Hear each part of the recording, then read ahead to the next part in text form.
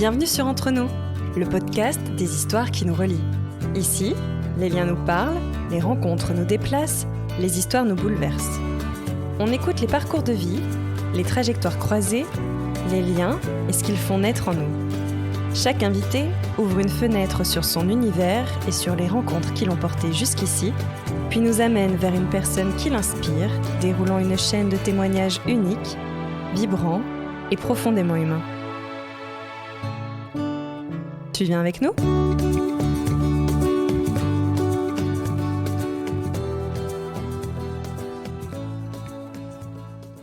Caroline, je sais pas si elle se rend compte à quel point elle le sait, je lui ai déjà dit, mais elle est tout. Elle est forte, elle est douce, elle est entreprenante, elle est à l'écoute, elle est inspirante, elle est inspirée, elle a du goût, elle porte les autres, elle aide les autres, elle révèle, et d'ailleurs elle m'a beaucoup aidée pour ça aussi, elle révèle les femmes.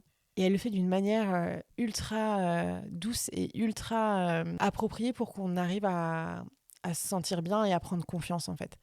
Et elle a cette manière d'accompagner les femmes pour qu'elles puissent être comme elles ont envie d'être, qui est vraiment très propre à sa personnalité. Elle nous emmène et en même temps, elle arrive à se laisser embarquer dans des univers tout en restant discrète et en laissant la place aux gens qu'elle photographie, mais en même temps en captant exactement ce qui se passe chez les gens qu'elle photographie.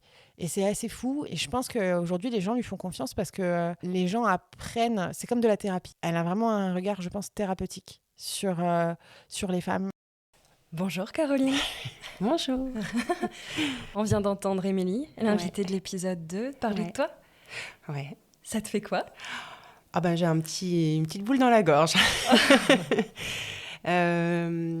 Waouh, c'est très beau ce qu'elle a dit. Donc j'accueille tout ce qu'elle me dit et ça me touche beaucoup. Et puis je me dis, si je fais du bien aux gens, aux femmes, mais aux gens, tant mieux. Je suis quand même fière. Ah, bien. Je suis fière, ouais. Ouais, t'accueilles et t'es fière, c'est chouette. Ouais. Ok. Donc tu es photographe, Émilie l'a dit, mais tu n'as pas toujours fait ça. Ça fait. Dis-moi ce que tu faisais avant d'être photographe. Alors, j'ai eu plusieurs vies avant d'être photographe. J'ai travaillé dans les ressources humaines à Luxembourg pendant, on va dire, peut-être plus ou moins une dizaine d'années. Et même avant ça, mais c'est vrai que je ne le dis pas à chaque fois parce que c'était il y a très longtemps, je travaillais dans le milieu commercial, j'étais dans la formation professionnelle. Donc, je vendais des formations professionnelles, donc des langues, de l'anglais, de l'espagnol, etc., dans les entreprises. Pour qu'ils soient formés, voilà. Donc, j'ai eu cette casquette de conseillère en formation commerciale. Et ensuite, j'ai repris mes études en 2007 pour faire des ressources humaines.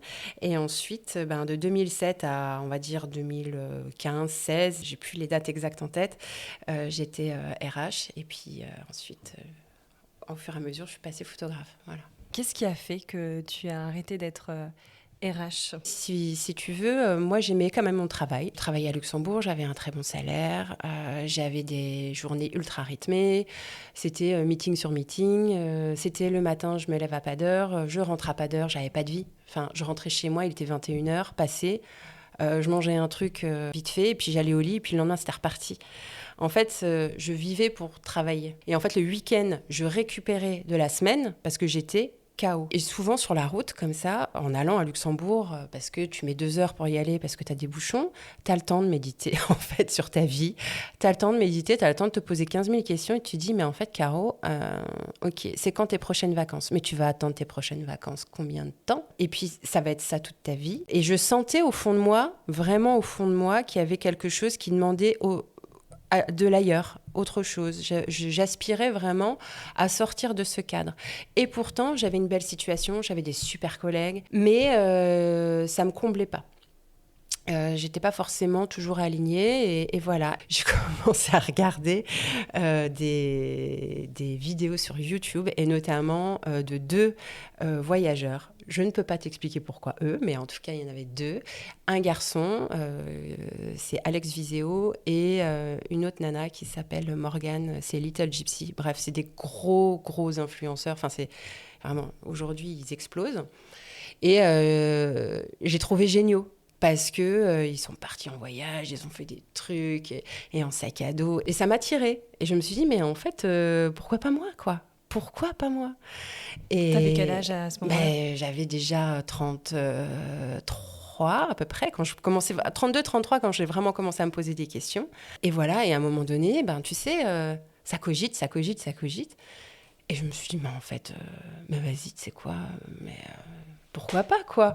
Et puis, c'est pas grave, on a le droit de se planter, en fait. Même si c'est pas la meilleure décision de ma vie, même si je me rends compte en cours de route, sur le chemin, que c'est pas fait pour moi, que je flippe, que je tombe malade, que peu importe, eh ben, il sera toujours temps de revenir, en fait. Non, mais c'est hyper intéressant ce que tu racontes, parce que tu dis que tu avais 33 ans, c'est à peu près l'âge où en tout cas la société nous dit qu'il faut qu'on ait un travail très fixe, hein, voire même un conjoint, qu'on commence à faire des enfants. Et toi, à l'âge-là, tu te dis non. Non. Non, mais j'avais pas de conjoint, j'avais pas d'enfant, j'avais rien. Donc, en fait, tu vois, c'était ça aussi. En fait, les planètes s'alignaient pour que je puisse prendre ce genre de décision. C'est sûr que j'aurais peut-être pas pris ce genre de décision si j'étais établie et voilà.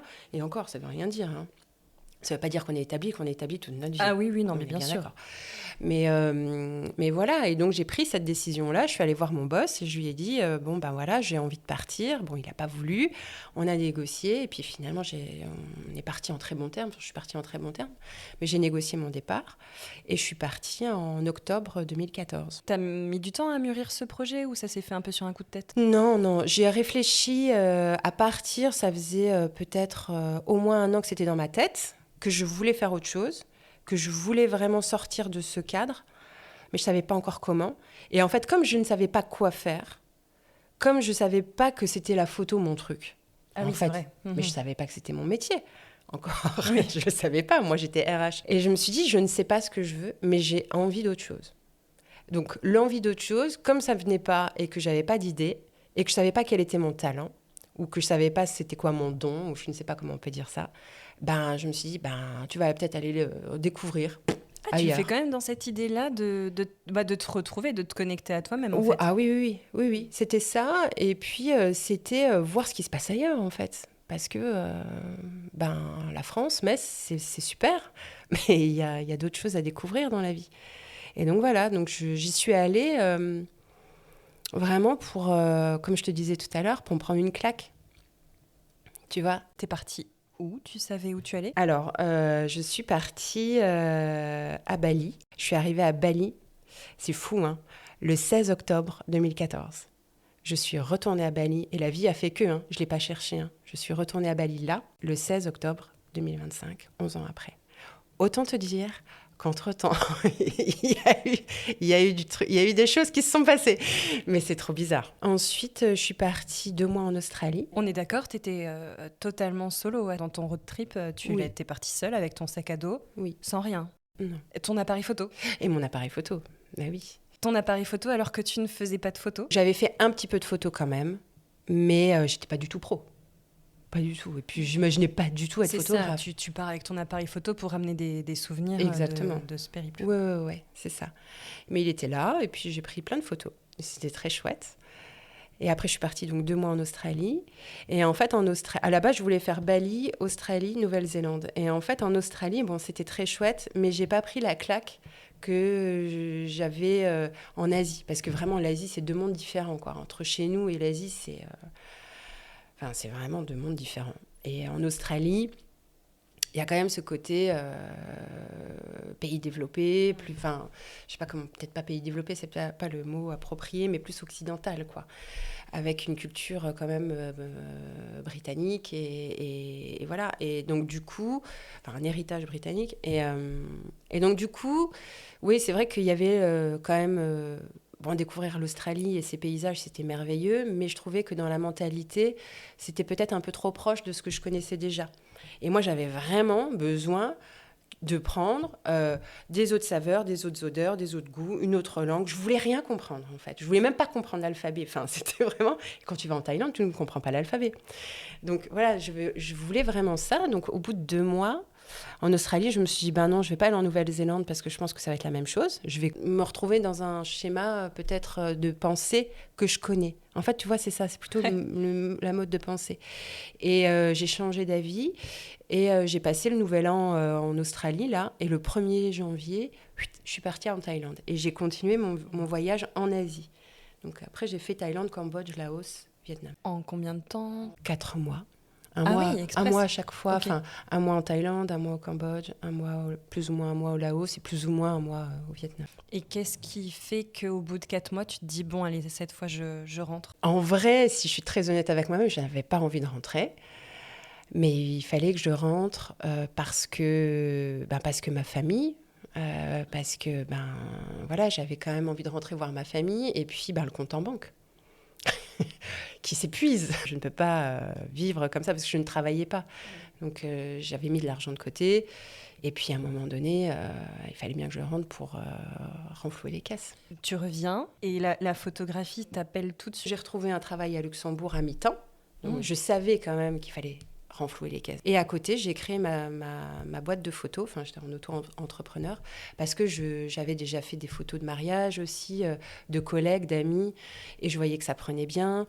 Et on me demandait de plus en plus. Donc, je me suis dit, tu sais quoi, vas-y, fais-le, essaye.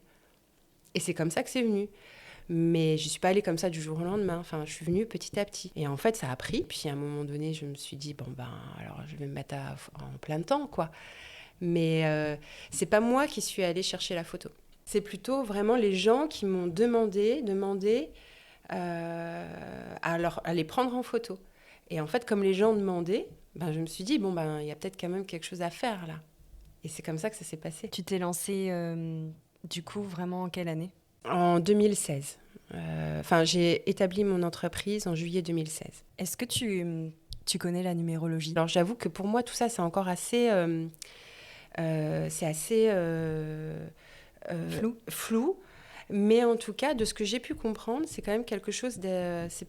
C'est pas de la voyance, c'est pas du tout ça. Et il y a même apparemment des dirigeants d'entreprise, mais qui pèsent des millions, qui font appel à la numérologie parfois pour prendre des décisions dans leur vie. Exact. C'est ouf. Oui.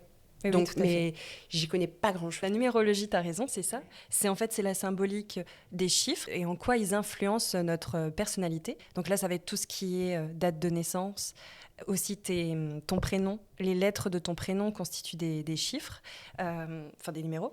Et ensuite, tu les combines et ça te donne des traits de caractère. Tu as des numéros qui sont forts en toi.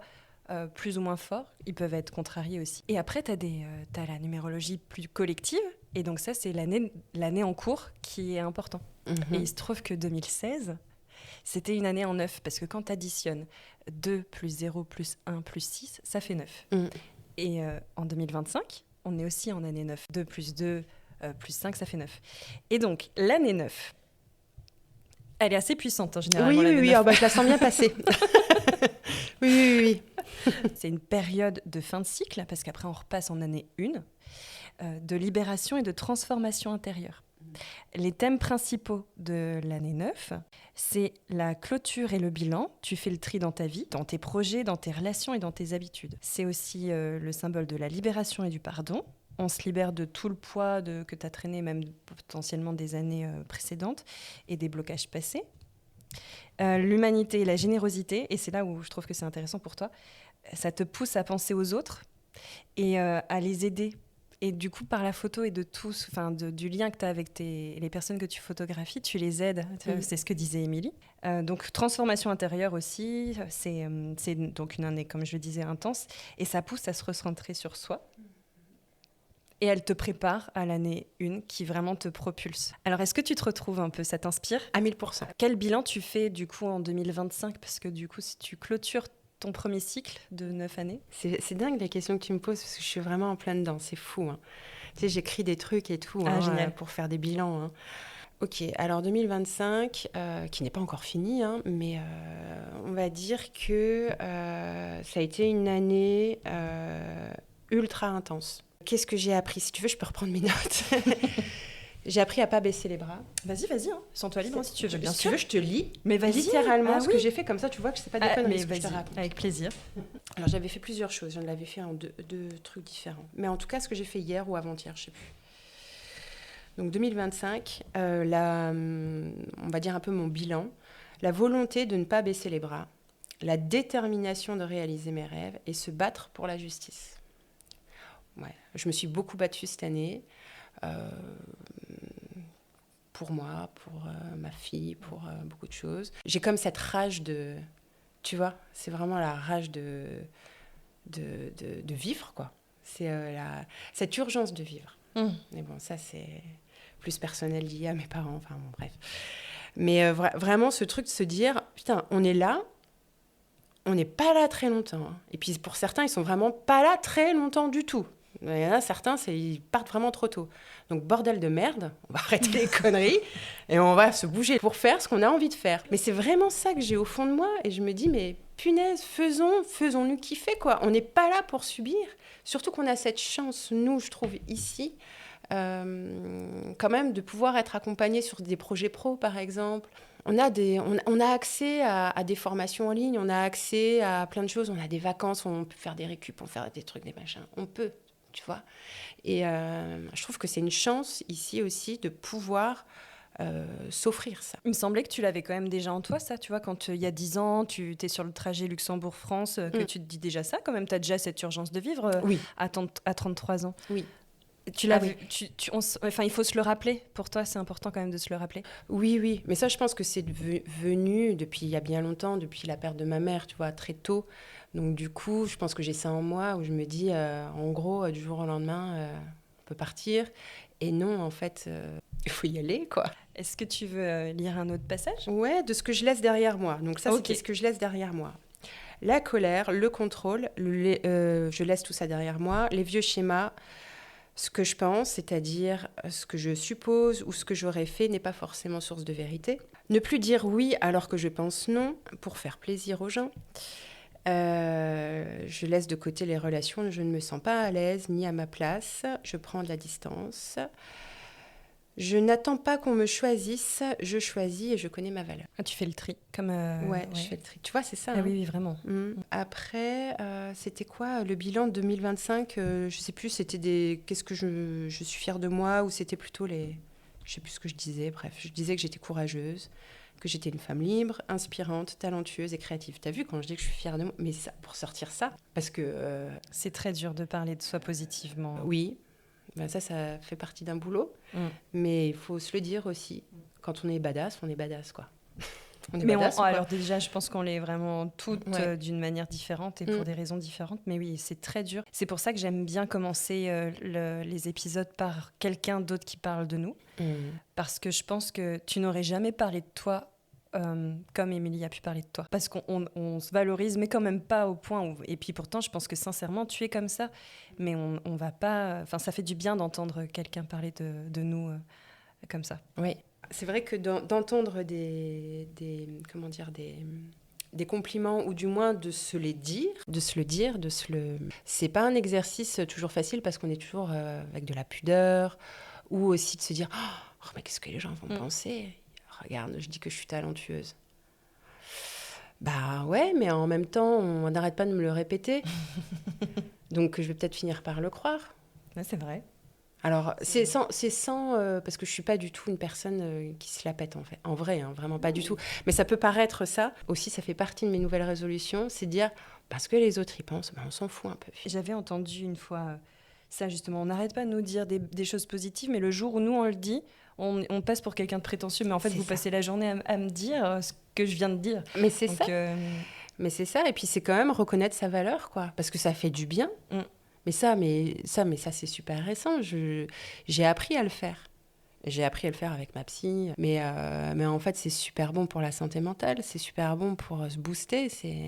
Alors, je ne suis pas tous les jours en train de me dire que je suis la meilleure. Hein. Pas du tout. Hein. J'ai plein de... Voilà. Mais quand tu réussis des trucs et quand les gens te disent que, ce qu'Émilie a dit, à un moment donné, oui, il faut peut-être se dire que c'est peut-être pas faux. Quels sont tes clients, ton type de projet sur Ouais. lesquels tu travailles? Alors moi, c'est beaucoup l'humain. Donc ça va beaucoup être des portraits, des familles, des portraits d'entrepreneurs, des mariages.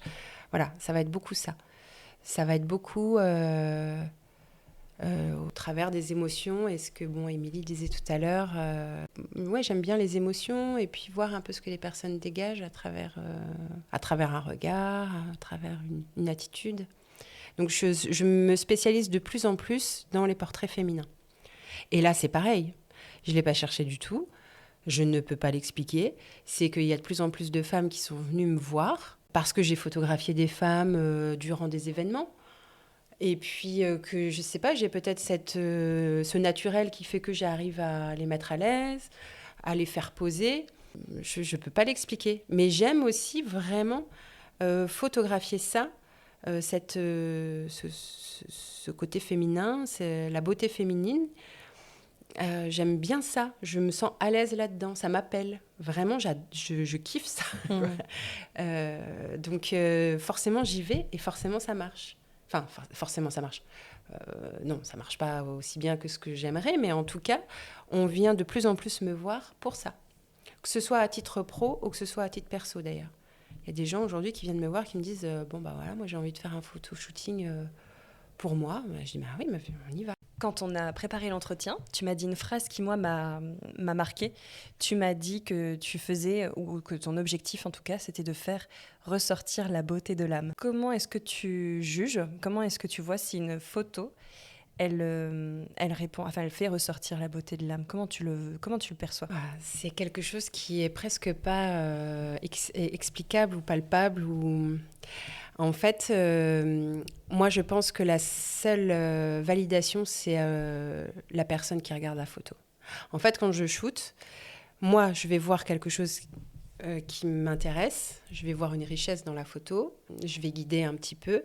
Et après, donc, je shoote. Et c'est là, au moment où je montre, en direct, tout de suite après, je montre. Et quand je vois la personne qui a, tu vois, le regard qui fait... ou qui dit ouais, ok. Là, c'est bon. En fait, ça valide. Et ça valide parce que je pense que la personne se reconnaît. Et en fait, quand la personne se reconnaît, ou parfois se reconnaît pas, mais ce que je veux dire est plus ou moins ok avec l'image qu'elle renvoie, se sent bien sur la photo, valide son image, ou peut être aussi émerveillée de son image, ou tu vois. Là, pour moi, c'est ok, c'est bon, c'est validé. Donc, ça veut dire que je peux continuer sur cette voie-là. Je mets la personne en confiance. Donc, la personne, c'est à ce moment-là, en fait. Je pense que c'est ça aussi qui fait que les personnes se sentent bien. Je ne suis pas derrière mon objectif à shooter pendant 1 heure et à ne rien montrer. Parce que la personne qui est derrière, en fait, elle est là, mais elle ne sait pas ce qui se passe. Et en fait, moi, je suis là, je suis tout le temps en train de valider. Tu vois ? Regarde, comment tu te sens ? T'es bien ? Ouais, vas-y, on continue. Et en fait, c'est ça. C'est ça qui fait que la personne, je pense, se sent bien et que du coup, elle se détend. Et cette histoire d'âme, je n'ai pas de pouvoir magique, mais je ne sais pas comment dire. C'est vraiment que la personne se valide en photo, quoi. Et là, je ne peux pas t'expliquer. Oui, quand je suis en train de shooter, des fois, je suis dans ma bulle, mais qu'avec la personne. Des fois, on shoot dans des lieux publics. Je n'entends personne, je ne vois personne. J'en ai rien à cirer. Et je suis là avec mon truc et je fais mon truc. Je suis dans ma bulle, quoi. Et je sais ce que je veux ressortir. Je sais ce que je veux. Je ne peux pas l'expliquer. Tu gères la séance de la même manière si c'est une chef d'entreprise que si c'est ta voisine. Oui. Évidemment, on n'est pas sur le même thème. C'est sûr que dans le corpo, on est peut-être un peu moins dans le côté personnel, où on va pouvoir plus se livrer. En fait, une nana qui va faire appel à moi pour un shooting vraiment perso, pur plaisir, c'est clair que on va pas dégager la même énergie, on va pas dégager la même chose. D'ailleurs, le dress code, il sera pas le même. Mais moi, sur tous mes shootings, quoi qu'il arrive, même pro, je dis toujours, et ça c'est encore ce matin en rendez-vous, j'ai dit, si t'as pas l'habitude de te maquiller, va pas me mettre du fond de teint et trop de trucs, parce que ça va pas te ressembler. Et si t'es pas à l'aise sur la photo, tu vas subir le moment et ça va se voir. Et en fait, ça va se ressentir sur la photo et donc sur l'âme. Mais voilà, même dans le professionnel, même si on ne va pas forcément creuser au fond, il faut toujours que ce soit cohérent avec qui tu es et avec le business que tu veux incarner, quoi. Tu vois, la personnalité que tu es dans ton business, il faut que ce soit cohérent. Ne va pas me mettre des talons si tu es tout le temps en basket. Est-ce que dans ta vie perso, tu étais attentive du coup au non-verbal des gens ? Parce que moi, j'ai l'impression que l'œil des photographes, c'est drôle, il nous scrute tout le temps. Mais tellement pas. Mais tellement pas. Non, vraiment pas. Non, vraiment pas. Par contre, moi, j'ai une déformation professionnelle, c'est la lumière. C'est-à-dire que je vais voir un rayon de soleil, un truc, un machin, je fais « Ah là, ça serait génial, ça serait super ». C'est pas pour autant que je vais sortir mon appareil photo.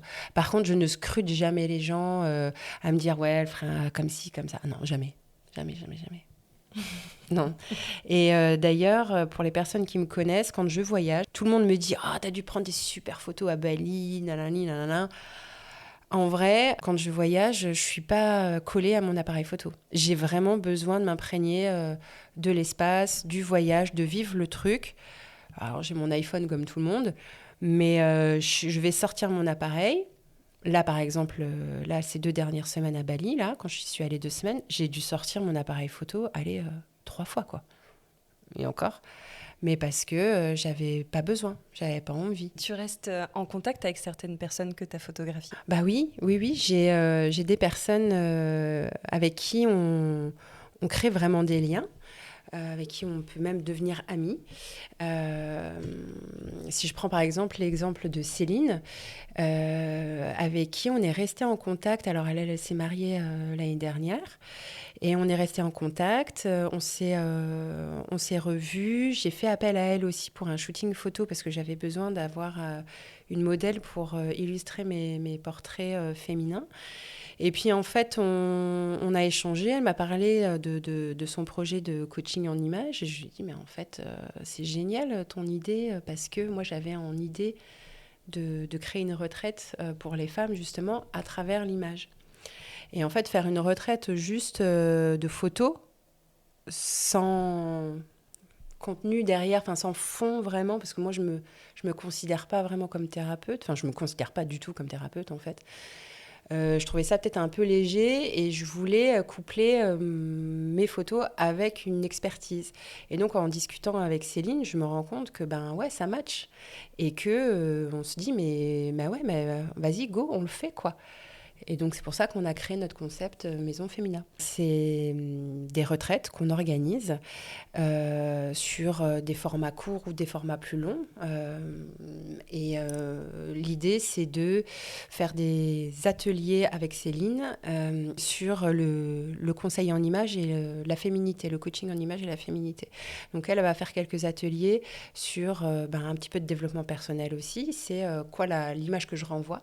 On a une image en tête. Et je ne vais pas dévoiler tous ces ateliers, mais en fait, il y a des choses assez percutantes qu'elle met en place à travers l'image. Après, des ateliers beaucoup plus pratiques aussi sur le morphostyle, sur la colorimétrie, sur du maquillage naturel de tous les jours. Enfin, voilà, donc c'est vraiment travailler aussi bien son image extérieure qu'intérieure. Et moi, j'interviens en tant que photographe pour faire des portraits durant cette retraite. Et donc aussi, comme je t'en ai parlé tout à l'heure, à travers un portrait, à travers une séance photo, il y a aussi ce côté parfois, waouh, déclic, se sentir bien, se reconnecter à soi. Et donc en fait, tout est assez complémentaire. Est-ce qu'il y a des demandes ou des rencontres avec des femmes que tu as pu photographier qui t'ont changé ? Une fois, j'ai shooté une personne qui m'a énormément touchée. On était en studio, je lui ai dit un truc... en shootant, je lui ai dit souris à la vie, elle s'est mise à fondre en larmes. Et parce que elle me dit, mais tu sais Caro, ça me fait trop du bien ce que tu me dis, mais c'est vrai que je prends pas assez le temps pour moi, parce que je suis tout le temps en train de courir. Et voilà, et moi ça m'a vraiment touchée, ça m'a marquée, parce que je me dis, si je peux toucher un peu les gens, leur apporter un peu quelque chose de cool, je trouve ça chouette. J'avais cette intuition quand on a préparé l'entretien aussi, que la solitude t'inspire. Est-ce que je me trompe ? Oui, la solitude, c'est marrant parce que personne ne m'a sorti ça. Personne ne m'a jamais dit ça. Mais alors par contre, on me demande souvent, mais ça te dérange pas de partir toute seule ?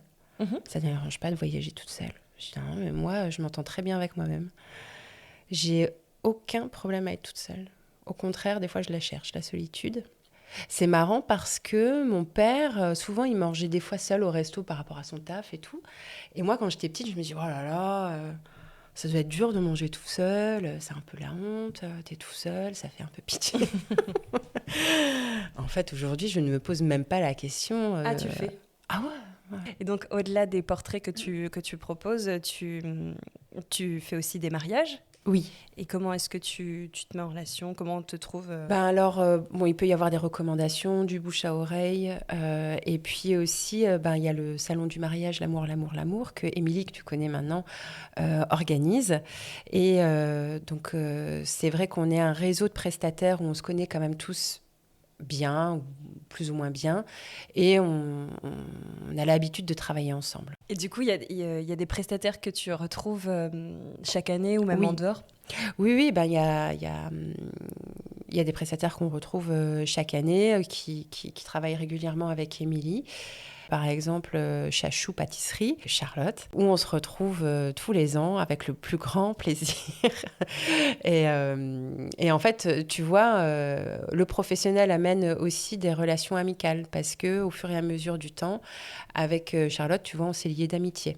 Donc, c'est une rencontre très, très inspirante aussi, que ce soit à titre professionnel ou à titre personnel, parce que c'est un petit bonbon, quoi. Est-ce qu'il y a une phrase qu'on a pu te dire un jour qui t'est restée? Mon guérisseur baliné, il m'a dit, tu es quelqu'un de très intuitive. Est-ce que tu écoutes ton intuition? Oh, je lui dis pas, peut-être pas assez. Il m'a dit, oui, c'est peut-être pour ça que des fois tu te plantes. Je dis, oui. Donc il m'a dit vraiment, suis ton intuition. Et il a tellement raison. Ton intuition, tu l'entends quand même parce que tu es capable de dire que tu l'as pas suivie. Donc c'est que Non, quand même tu as une petite voix. En fait, j'ai une petite voix. Mais tu lui dis non. Que des fois, je lui dis non. Et en fait, l'intuition, elle me dit, tant pis pour toi. Et aujourd'hui, je comprends pourquoi. Et donc maintenant, je l'écoute. Mais des fois, je suis pas tout à fait sûre de moi. Hein. Des fois, c'est dur d'écouter son intuition parce que le mental reprend à chaque fois dessus. C'est ultra dur. Donc, je veux dire que c'est une des dernières phrases qu'on m'a sorties, c'était ça. On arrive tout doucement à la fin de notre échange. J'ai encore une question pour toi. Si tu devais faire un autoportrait de toi, aujourd'hui dans ta vie actuellement, comment tu le qualifierais en termes de photos? Par exemple, manque de luminosité ou c'est un peu flou? Je me dirais assez équilibré. Plus équilibré que l'année dernière. L'année dernière, c'était le flou. Hein. Et là, en fait, on a vraiment mis on a fait une belle mise au point. Non, mais c'est fou de dire ça. C'est une mise au point. Donc, la mise au point est très bien. Elle est nette. Non, je me vois assez déterminée. Je me sens confiante, quoi, sur ma photo. Bah écoute, merci beaucoup. Mais avec plaisir. Pour cet échange très inspirant. On va continuer en off notre petit échange toutes les deux parce que tu vas me parler d'une personne inspirante que tu souhaites que j'interviewe dans l'épisode suivant puisque du coup, je le rappelle, mais tous les épisodes sont reliés entre eux. L'invité m'amène au suivant. Vous pouvez nous retrouver sur toutes les plateformes d'écoute. N'hésitez pas à mettre un petit avis, un petit commentaire. Ça fait grandir le podcast, c'est une grande aide. Merci beaucoup et à bientôt.